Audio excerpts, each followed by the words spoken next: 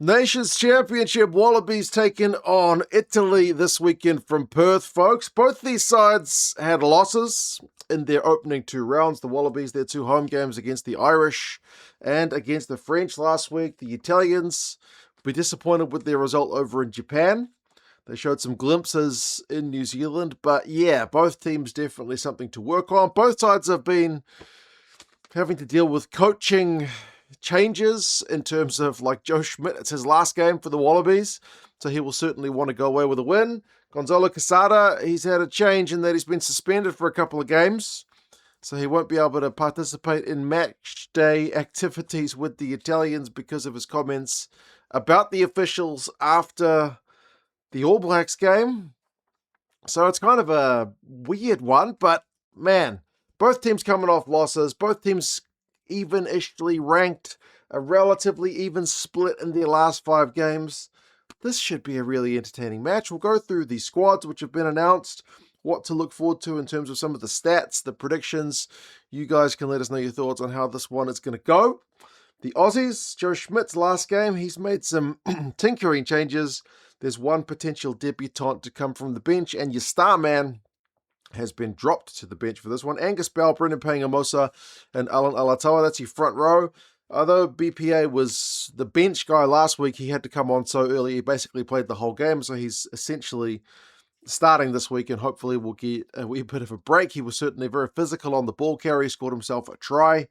But yeah, scrum time will be a fascinating one for these guys because where the Italians is at, has been a bit of a mixed bag in their results so far, so scrum time should be really fascinating. Josh Canham and Jeremy Williams, no changes to those guys, so essentially the type 5 is unchanged apart from the hooker, as I said, who basically played the whole game last week. Anyway, Valetini seems to have recaptured a bit of form, so cracking to see him getting to that level that we know.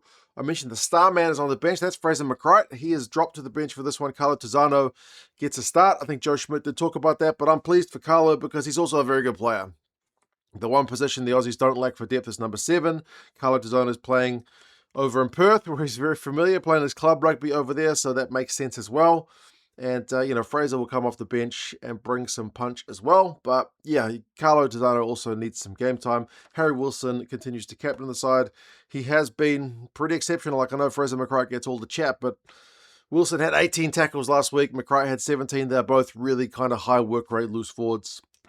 You can expect more of the same from the captain. Ryan Lonergan continues on at number 9 alongside Declan Meredith. He'll get his second cap, so you can expect Lonergan to do more of the goal kicking. And then Ikitau and Suoli'i in the midfield. Suoli'i, kind of like Valetini, I think, captured a bit of form. Like, he was the top run meter guy for the Aussies last week with 58. So he's looked a bit more dangerous at test level. There's a change on the left wing with Potter coming in. Jorgensen still on the right, and Tom Wright is still there at fullback. So, yep, it's still a pretty slick-looking Aussie team. They haven't had kind of wholesale changes despite the loss. Pollard's come in on the bench, likewise Nongor, so there's no Tupou for this one. Slipper continues on. I mentioned a debutant on the bench. Miles Amasatero is there. His selection for the squad ahead of Lukan Salakailoto was kind of criticized, so it'll be interesting to see what kind of vigor he is able to bring. Fraser McCreight, as I mentioned, drops to the bench. Tate McDermott, Ben Donaldson, and Filippo Dalgunu, the 3 back replacements, so it's a 5-3 split for the Aussies. Donaldson coming back from an injury the week before, so I guess not rushed back into the 10 jersey, so it's another week where Meredith gets to lead the show. At least they've got a proper 10 on the bench this week. Last time they had to bring on a fullback essentially to cover 10. But yeah, that's the Aussie side. Wilson and McCreight, lots of tackles. You can expect Tizzano to potentially look for more tries. He's also great on the tackle as well. I do think you'll miss a little bit of your breakdown threat without McCreight there because that is genuinely his point of difference. For the Italians, as I said, coach is banned and they've made a whole bunch of changes. They've done a ton of travel. The Italians have had to go from Italy to Japan, then Japan all the way to New Zealand, and then you would think you get the New Zealand to Australia as the short leg. It's only like a 3.5-hour flight, but because it's Perth for this game, it's like another 7-hour flight. So the travel is honestly ridiculous for the Italians. They've got the absolute short end of the stick. You could say it's the Fijians because they don't even get a home game, but Italy, I think, I haven't worked it out, surely they've got among the most travel miles this campaign. Hassa, Lucchese, and Riccioni, so 2 changes to the starting front row. Hassa and Lucchese get starts, so it's a bit of rotation. Marini, who got his debut last week as well, gets a start alongside Rutsa, so Riccioni is the only survivor from the starting Type 5 from that All Blacks game. Favretto, Lamaro, and Vincent is also very, very much changed. Vincent's going to put on the number 8 jersey. He was tackling the house line. Like, if you thought Wilson's 18 tackles was impressive last week, Ross Vincent had 30 against the All Blacks. He was just having to tackle the house down. Lamaro continues to captain. That's an unchanged position, and Favretto is promoted from the bench. It's a double Garbisi 19 combo with Alessandro and Paolo partnering each other in the 9-10 this week for the Italians. I feel like they don't get that much game time together, because they've got 3 9s that they kind of rotate through in Vani, Fusco, and Garbisi. So it's good to see the brothers together, though. It's always kind of a special moment. Odogwu is going to get his first game of this Nations Championship at number 12. He's pretty quick, but he's big shoes to fill with Menoncello. Brex continues on. Liner swaps wings. Monty Ioane is back. Australian connection for that man. And then Lorenzo Pani is likewise back from a bit of an injury. So it's very rotated.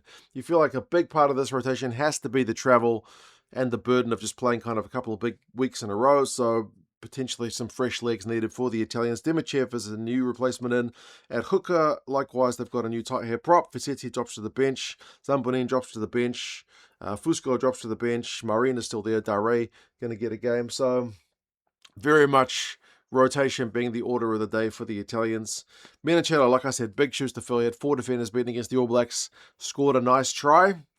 Scoring the tries is going to be a factor. If we look at the stats for both these teams, the Aussies, their lineout is operating really well. 96% in the first couple of games is absolutely class. And one thing they have been doing is taking their chances. Like, they don't actually get that many chances down the opposition 22. But the Aussies have been pretty good at converting them. So their conversion rate is quite solid, which is going to be an interesting comparison to the Italians. They're averaging like over 4 points per 22 entries. So they do have a decently good conversion rate, because they don't get as many opportunities as their opposition, at least in the first 2 games.